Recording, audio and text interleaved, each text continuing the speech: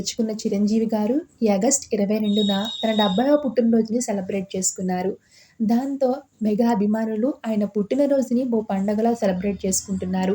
అనేక చోట్ల రక్తదానాలు, అన్నదానాలు చేస్తూ హడావిడి చేస్తున్నారు. అయితే తన అన్నయ్య పుట్టినరోజు సందర్భంగా AP deputy CM Pawan Kalyan garu social media వేదికగా శుభాకాంక్షలు తెలపగా, అందుకు చిరంజీవి గారు ఇచ్చిన రిప్లై ఇప్పుడు వైరల్‌గా మారింది.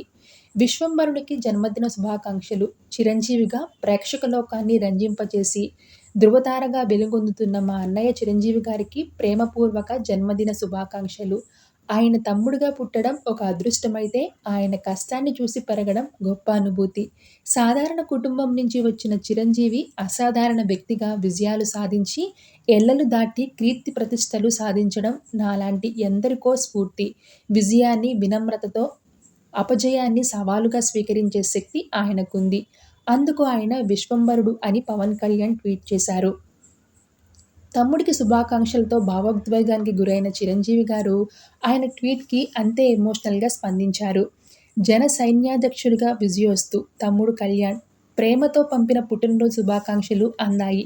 ప్రతి మాట, ప్రతి అక్షరం నా హృదయాన్ని తాకింది. అన్నయ్యగా నన్ను చూసి నువ్వెంత గర్విస్తున్నావో, ఓ తమ్ముడుగా నీ విజయాలన్నీ, నీ పోరాటాలన్నీ నేను అంతగా ఆస్వాదిస్తున్నాను.